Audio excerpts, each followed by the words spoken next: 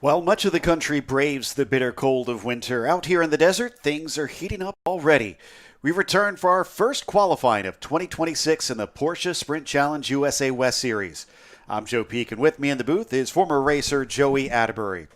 Joey, this is the first time the series has come to this track, so this should be a new experience for a lot of the drivers. It is going to be a new experience out there, but it is a beautiful weekend for racing that we've got down here in Arizona. And let's go ahead and take a look at this track map for the Apex Motor Club. 12 turns is what this facility is, and about 2.5 miles in length, with actually some good elevation, especially in that turn 1 and 2 complex. But look down towards turn number 3. I think that's going to be our best passing zone of the weekend. But in qualifying, you really got to focus on that middle sector. Call it from turn 4 to about turn 8, maximizing your rolling speed through this area. And really, after talking to a lot of the drivers, it's about the flow and keeping that speed up.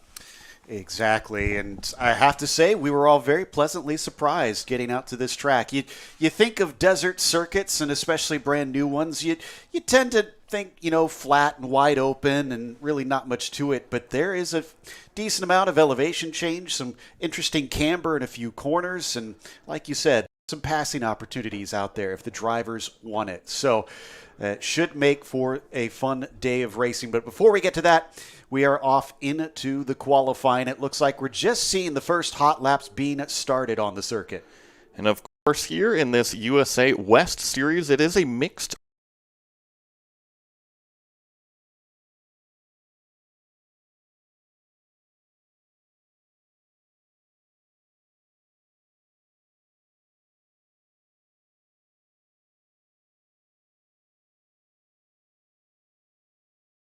getting the rust knocked off a little bit and just trying to make sure they are up to speed. So there may be a few complications here and there, but it seems like with multiple test sessions and now all of our practice through, I think we're up to speed by this stage. This is coming down into turn 5. The drivers have really denoted that as one of the more difficult parts of the track, Joey.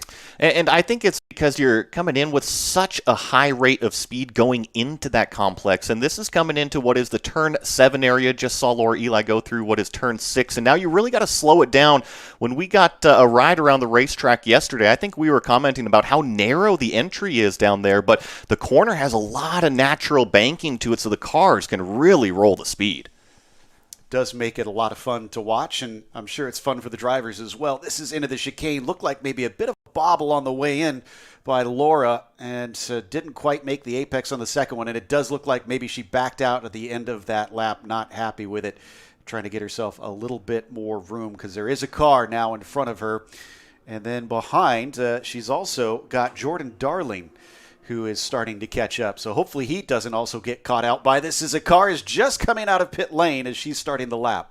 Yeah, but you know what? The good part about pit exit here is that it's on driver's left side of the racetrack, and it certainly seemed like that driver was well aware of what was going on. Just looking at our timing and scoring, I think I saw maybe a local yellow very temporarily in an area, but everything seems to be kind of back on track here. Sounds like that may down at turn 11, and that is the chicane, second the chicane. Somebody may be going a little bit too hot, as that is the tighter of the two apexes. Right now, Jordan Darling, who is our quickest overall, but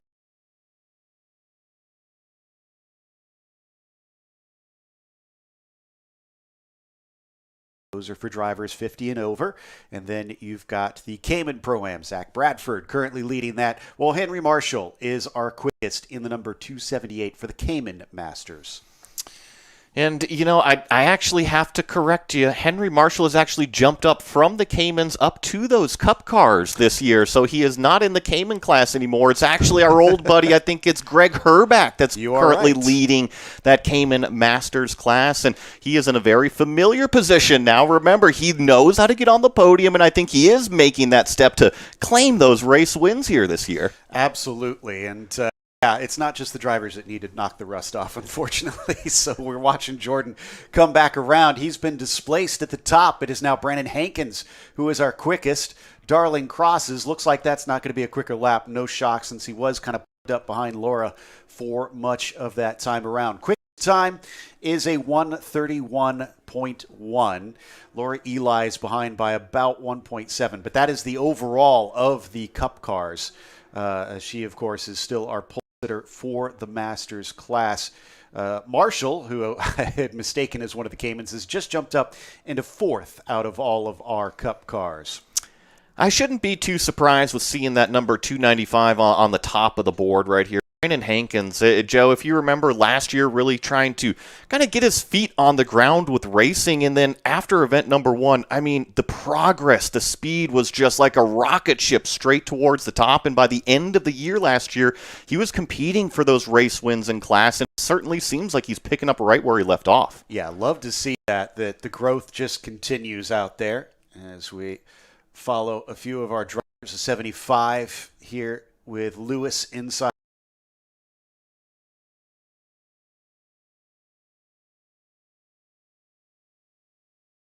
By this stage, so he needs to get one onto the board, and this latest puts him down to a 141.2. And of course, Justin, one of the newer racers here in 2026 in this USA West Series. As a Pacific Northwesterner, just like myself, it was cool to talk to him a little bit yesterday. Also a familiar team manager over there with Eddie Nakato running everything. So great to see some more West Coasters not only compete here in the USA West Series, but from the Pacific Northwest as well.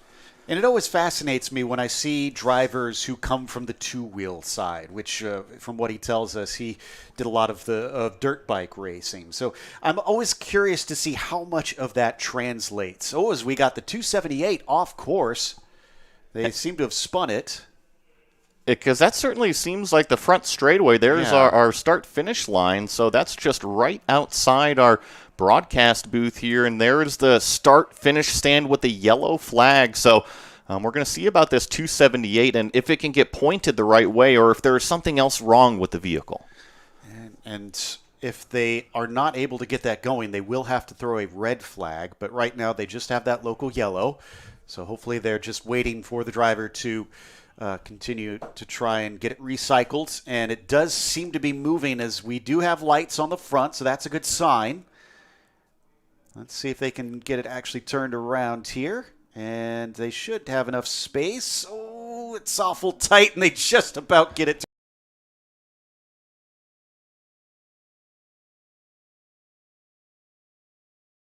Flag back out there on the racetrack. It's still Brandon Hankins out front. That 1:31 fastest time out there, but Marling is giving chase. And then, of course, remember Laura Eli. She was the first one out there on the racetrack for the qualifying section, and she's actually leading that Masters class. She's cut it down to about a second behind Hankins at this stage. In fact, I think she just improved on that last lap. So looking good for her. And if I know Laura, she's going to be trying to compete for the overall. She doesn't just want to win that Masters category, but is seeing if she could take the fight to Brandon. But both will know that their points are only scored within class, so they'll try and give each other just at least a little bit of wiggle room so that they don't wind up messing up both of their races. Continuing to follow Marshall around through turn 7 and on to what is kind of the back straight of the course, which is not really straight because it includes 2 turns, 8 and 9, before you get into the braking of the chicane of 10 and 11. I was going to expand on the point since we were talking about Laura Eli a little bit, and you were right. She actually did set that second fastest time out there right now. And remember, last year she did a ton of racing in the North American Sprint Challenge Series, and I think she really was in the deep end of the pool, right? When we have the USA West Series, you have some familiar faces out there, but then when you have 30 other cars out there, oh my goodness, the racing gets so intense, and she definitely learned from it, and she's come out here in 2026 with some speed. I was just going to say, yeah, it seems like even if you get humbled, sometimes that means that you just come back stronger, and it certainly seems to be the case for her as the car might be stopped on track. We're seeing information that its registering is stopped, but we haven't seen visual on that yet. Brandon Hankins has also taken his into pit lane, so he must be happy with his qualifying at this stage. Mark Krigler doing a good job. Just improved up to 5th overall in the Cup cars. He still sits in 4th in his Pro-Am class, but glad to see him also finding some speed at this session. This is Greg Herback pulling his Cayman in pit lane here. Actually get a little bit of a shot of how narrow pit lane is. Bradford goes on by right here at turn number 12, but it basically follows the perimeter of the road. The driver's going to have to squeak it through these little guardrails, then back out to pit lane. But he currently holds the fastest time for the Caymans and his Masters class at a 1:37.0. But this driver right here, new for 2026, Bradford here in the number 14 car, he has been shaving the lap times down, and he's only about 3/4 of a second off of that number 49 car. This is the 3rd season for Greg Herback racing professionally. He continues to improve each and every time. This is looking really good. So we'll see if he can hold on to it with these 8 minutes left in qualifying. Bradford with those 0.8 of a second to make up. Can he move the 14 any closer? Keep in mind, he is in the Pro-Am, so that would just be for the Caymans overall in this race, if he can catch up to him. But we watch that 14 down into turn 5. Long right-hander, this one. It is very long, and especially with how much speed you actually kind of carry into the brake zone. But then you look at turn number 6, and it's an equally long left-hander. So sector number 1 here, I feel, is relatively straightforward, albeit aggressive in turns number 1 and 2. But I think sector number 2 is really a lot more technical, where you have to understand the racing lines and the flow that the car gives you. Watching him come down into turns 10 and 11 now. What interests me as well is that you had mentioned during our laps around here that you felt like drivers could maybe get pretty aggressive. I haven't seen too many of them try and go over the red part of those chicane curbs. Wonder if maybe it does more than we thought on some of these cars. I think it's just the exploration phase, right? I think early that stages. Yeah, I think that if you're really trying to go out there and attack the racetrack and get those final couple tenths out of the car, you'll see the drivers become a lot more aggressive with the, in air quotes over here, track limits. Now, we don't have to worry about track limits here, at least from what we heard in the drivers' briefing here this weekend. But yeah, you could get pretty aggressive, especially down here in this turn 10-11 complex. Coming back through for the 270 in our Cup class. This is Manuel Gildaril, or Manny as he likes to be known, and she's currently running 7th of the Cup cars this latest lap. Let's see what the timing shows for him. 34.6, so that's not his quickest. He's actually less than a 10th off of Henry Marshall. I wonder if he could just find a little bit in at least one corner, if that could mean he could jump up a position. He's currently getting a nice little slipstream from one of these Caymans directly in front of him. Let's see about the passing move down here into turn number 3. Presented the car. The Cayman certainly left a door open, but just bottom line, I don't think Manny was quite there in order to make the pass. And this is something that we get with the mixed class racing with the Cayman and the Cup cars, is that these Caymans are not slow out there. They pretty much have a very similar motor, call it the same skeleton of a motor, so they put out very, very similar horsepower numbers. Yeah, one thing, if anybody's watching for the first time, may not be aware of, if we're used to GT4 racing in the way that the Caymans tend to compete, well, you have to remember that these are essentially the GT4 Caymans unleashed. Right, yeah. Because this is single make, so this does not have a balance of performance. So there's no limitations on the cars. So they're quite a bit faster. Yeah. Every single time we talk to a driver that's raced in multi-make competition to come over here, the first thing they say is, oh my God, I love how much more oomph I have under this thing. Yeah, pretty much every GT4 category out there has a BOP, but here in Sprint Challenge, we have no BOP, so no ballast weight, no restrictors, nothing like that, just how the car comes. And yeah, they are rocket shipping these GT4 cars. You look at them, it's a production car. It looks like something you can just go to the dealership and buy, but trust me, they are fast. Lewis, latest lap, a 39.1. No improvement for the number 75. Sits in 3rd of our Caymans. Has about 1.2 seconds to make up to Zach Bradford. Checking back in with Darling. Very briefly up on the top spot, has since fallen back to second in class and third out of all the Cup cars. I think he's got about 1.3 seconds to catch up to pole sitter in his class, Brandon Hankins. And what intrigues me about this, as we're reading timing and scoring here in the commentary booth, is that he's on an outlap right now, or at least it shows him on an outlap, which means this car came back down onto pit road.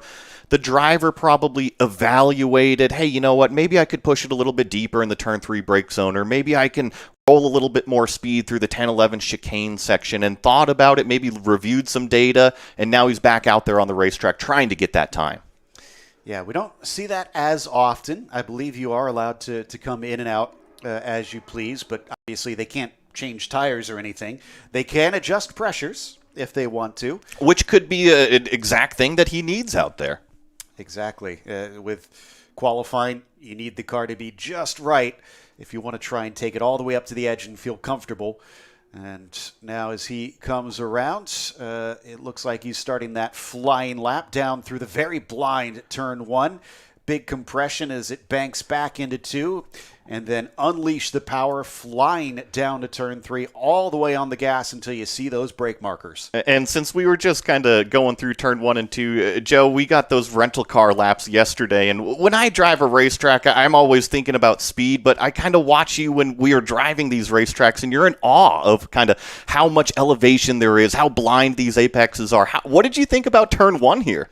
I like turn 1. I couldn't believe how blind they made it going in, but I like that it makes it tricky and could elicit errors. Hopefully that gives people a chance. And plus, it's got that back and forth of turns 1 and 2, so maybe that will promote racing, because even if you get to the inside of somebody in 1, you're on the outside of 2. It's deceiving, right? You feel like you can carry so much speed into turn number 1, but if you carry too much speed, like you said, it upsets you going into turn number 2. So it really is that balance game that the drivers are going to be having to play with out here as we continue to watch this bright yellow and black 218 car. This is turns 10 and 11. And Joe, now we're seeing some more usage of those red curves. Yeah, you're right. You called it. I think drivers finally kind of realizing what's possible. Maybe they've got that banker lap in, so they feel like they can get out there and push it a little bit harder. Because that's the other thing we have to remember. These tires give their best usually.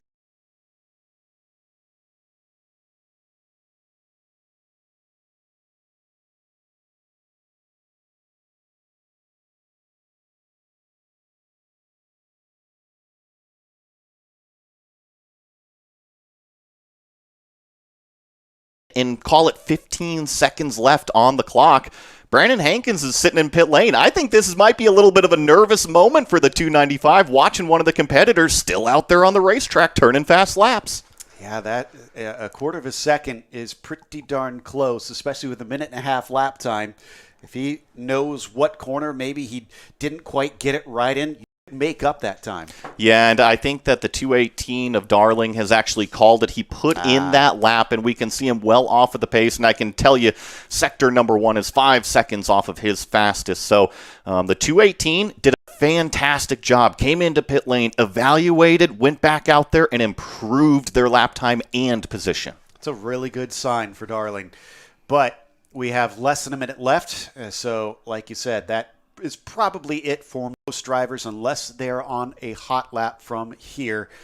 As we follow that 218, probably on what may be an in-lap at this stage. He has put himself on the front row, which could be a factor in trying to fight with Hankins in the race itself. Can he beat Brandon when we get to the real show? And Brandon is looking to try and improve on last season. He did get one win, and that was at Laguna Seca. But once you get one, you always want more. Yeah, and I think Brandon was actually telling us how many times he's been here. He's actually got a ton of track experience here, a lot more than the rest of the competitors. So that could be certainly a nice card to have in your pocket. Well, with the checkered flag out, I don't see anybody looking like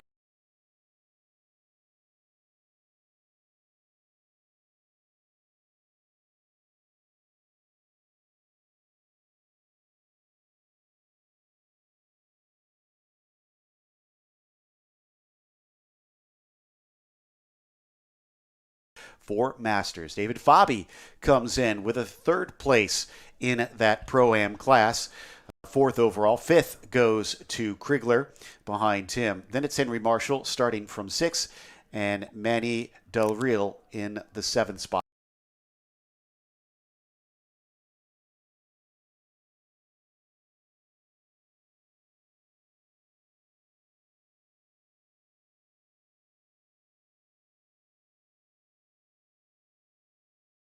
Bit later today. First one of 2026. Don't miss it here at Apex Motor Club.